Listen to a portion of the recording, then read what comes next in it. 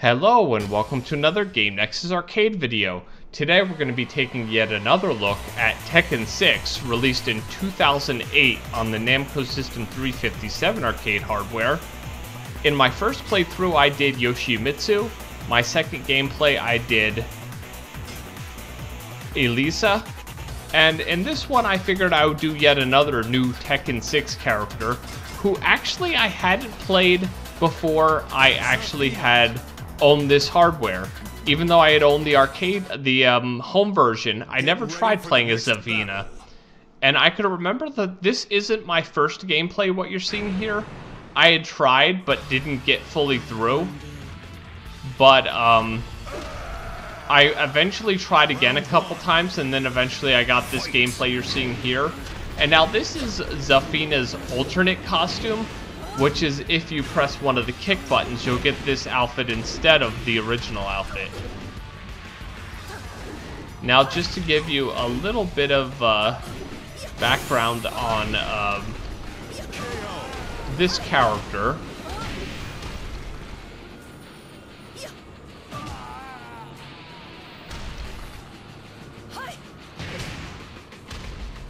You win. Round 2. Okay, Zafina is actually Middle Eastern in origins, and it says a female who enters the tournament to prevent the clash of the two evil stars. And now, just to give a bit more background, as I had mentioned in my last video, which I played as Elisa Boscanovich, she was an android who can use her own arms and head as a weapon. The final boss was a giant Egyptian demon, and the final boss of the game. And of course, another one of the new characters, Bob, also known as Robert Richards, is an American who was known as a martial arts genius. Being unable to defeat larger opponents, however, he disappeared from the fighting world, determined to increase his weight and power while still maintaining speed. Bob enters the King of Iron tournament. The King of Iron Fist Tournament 6 to test his skills and size. And as I just mentioned, his full name is Robert Richards. And as I mentioned last time, another one of the quote-unquote new characters is Jak 6, which basically is just the same old Jak robot you've known since the first Tekken game, but usually he'll have like a couple extra moves, but it's not like if you played as Jak 4 or Jak 5, you can't play as Jak 6, because it's a fairly similar moveset, but usually just a couple of extra things added each time. And as I had just mentioned, it just says right here, Jak 6 is a new model of the Jak series of robots built in Kazuya's G Corporation.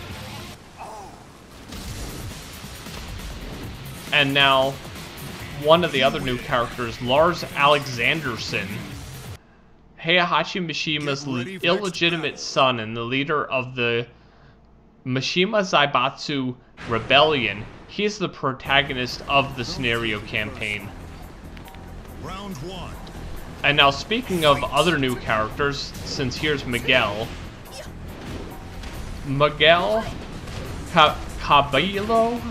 Caballero Rojo, a Spanish matador with a passion for fighting but no real discipline. Miguel wants to exact revenge on Jin and the Mishima Zaibatsu for causing the death of his sister at her wedding. Okay, so it actually was his sister, because I always see the intro cinematic, and I always think maybe it was like Miguel's wife, but here it says it's his sister. Now, Leo Kleisen, a German fighter. Oh, she is intended to be a character who can be played both by beginners and experienced players. And honestly, seeing Leo, I always thought that Leo was an effeminate male character, but now I know that she's a female character. The death of Leo's mother at the hands of Kazuya Mishima prompts Leo to begin investigating the Mishima Zaibatsu. Her full name is Eleanor Kleisen. So I guess Leo is short for Eleanor. And then, just as I mentioned, the Nancy MI-847J, the bonus boss of the game. Nancy is a giant robot created of the creation of the Mishima Zaibatsu, just like the Jack robots.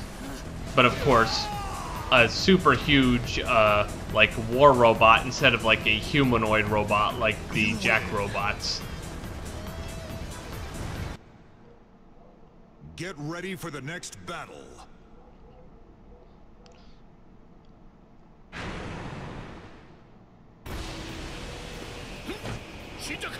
And the one thing I definitely have to say that I may have mentioned in the other videos is that these actual levels really look nice. Like, you don't feel like you're just fighting in like a boring, like, flat plane with some flat pictures in the background. You really feel like you're fighting in like an organic world with like the floor always gets damaged and you always have all the scenery around, and some stages even have characters who kind of move in the background. I always think of that like Tekken 4 stage where you're like in this warehouse with like these trucks and stuff, and like everyone's rooting for the characters in the background. That's one of the first times I could remember thinking like, oh, well, Tekken stages actually have a little bit of life to them, and they're not just like the static backgrounds that you're used to in your old fighting games.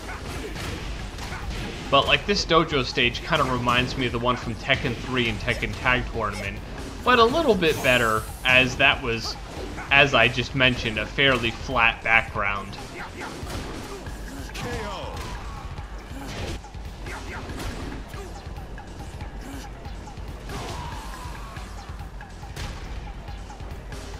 And now a little bit more about the game.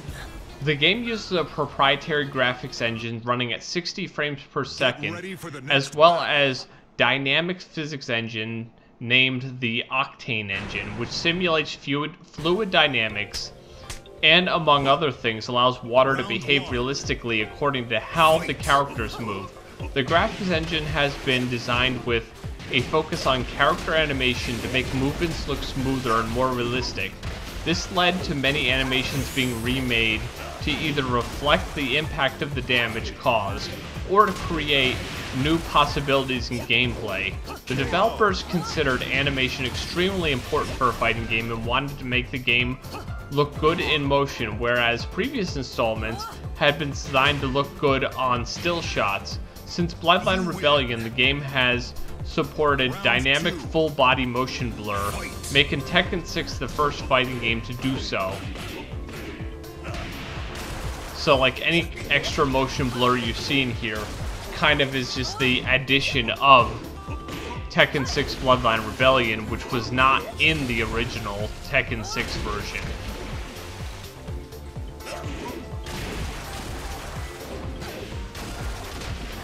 And of course, if I didn't mention it in any of my previous playthroughs, no, there's no such thing as Tekken 6 Bloodline Rebellion for the PlayStation 3 or Xbox 360. The console versions of the game, as they were released a whole, well, almost a whole year after Bloodline Rebellion, were basically based off of Bloodline Rebellion, so you'll have to be able to play as Lars and Elisa in those versions of the game. And speaking of Lars, here he is again. And this is actually his alternate outfit, where he looks like he's more wearing street clothes than like his fancy uniform that you normally see him in. And this is one of those stages that I think is a really good stage in Tekken 6, and it kind of really shows off the graphics prowess of the game. Another one would be, I don't know if you remember some of my other videos, but it was the stage that rains. That's one of those things, like in any of these like high definition fighting games, it's always something that demonstrates the graphical power of the graphics engine. When you see like the characters fighting, an animated background, and you also have that water effect of the rain, it just adds that extra element of like interactivity that you really didn't see in previous games. So games like Tekken 6, Virtua Fighter 5, and any of like the bigger high definition fighting games. Of course, even Tekken Tag Tournament 2 has a lot of those extra effects. But until you got to like basically like this high definition level of fighting games, you really didn't have that like extra graphical style that you really didn't see earlier. Although some games like Tekken 5 and some of the other games of like the PlayStation 2 generation of fighting games, you would occasionally see some extra graphical effects. They were pulled off decently, but it wasn't really until you got into like at least 720p territory for your standard rendering of the game, where you would see like these weather effects kind of look more natural and less like, well, it's just like something that an extra layer they added to the graphics, but of course the rain doesn't really hit the characters. But once you got to the point where you have high definition graphics, the rain can interact with the people, and when the character's feet kind of like sweep the ground, the water that's actually pooling in the ground actually moves as well. So that's one extra little thing there. And now here, of course, is that same Jin cutscene that you've seen in all the gameplays.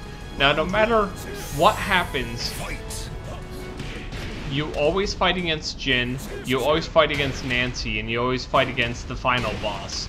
Those three fights don't change, whereas everything else from the first stage all the way to the last stage before Nancy, all those fights are pretty much random, and you never know who you're actually going to get each time you're going through. You lose. Round 2. And now this is one of those fights that's similar to like Devil Jin in Tekken 5, where I remember just like with Jinpachi, it took me a lot of fights to get through Jin here, because he just has like a really good fighting style. He's in stage 8, and he's just a really difficult character. And now to comment about Zafina's move style, it's a really unorthodox move style. And as I had read, she's really designed to move like an insect, so that's why a lot of her actual fighting moves are really strange. She'll have moves where like she'll be like down on the ground and still kicking you, and then she'll rise up and come down and just do a lot of different moves that are really strange compared to a lot of the other characters. And that's kind of what the idea was with the character. And that was another one of those like things, just like with Elisa, where they kind of had this general idea of what Zafina would be like, and they didn't really have the rest of the character like really written already. And of course, if you play Tekken 7, Zafina was actually added in one of the later season passes on the consoles and PC version. And now here is the ending boss, which the funny part about this gameplay, just like a lot of them, the Jin fight actually had a lot more losses than this ending boss fight, because it's one of those things that a lot of the moves that this boss does are distance-based. It reminds me a lot of Omega from Dead or Alive 3, that if you stay pretty close to him, there's a lot of moves that he normally doesn't do. Like, there's that weird move that this boss does where he'll, like, have those bones that are kind of, like, coming out of the ground, but he won't do that if you don't get too far away from him. Round 2. So you can kind of, like, limit the moveset and the cheapness of the boss. Like that thing where he just did that right now with the bones coming up, he'll only do that if you're like maybe 2 or 3 steps away. So if you stay right on top of him, that's one of the big moves he won't do. And now this gameplay, I kind of worked on that same type of scenario I tried with the other gameplays, and it actually worked a lot better in this case than it did in those ones as well, with just repeatedly doing a lot of the same jump move over and over again. And the boss just kind of has trouble, because he's so big. And in this case, that's actually one of those things you could take to your advantage if you're not like a big, slow character, is that you can easily take out the boss just by doing moves that take advantage of your speed, and of course his lack of speed, basically. Because the only real moves he can do that are any kind of fast really don't advantage him when it comes to how fast he moves. Because I don't know if I mentioned this in other fighting games, but I always find that there's some moves that you do in a fighting game that you kind of get stuck in an animation. And a lot of the bosses, if they hit you with a certain move, it's really gonna hurt you badly.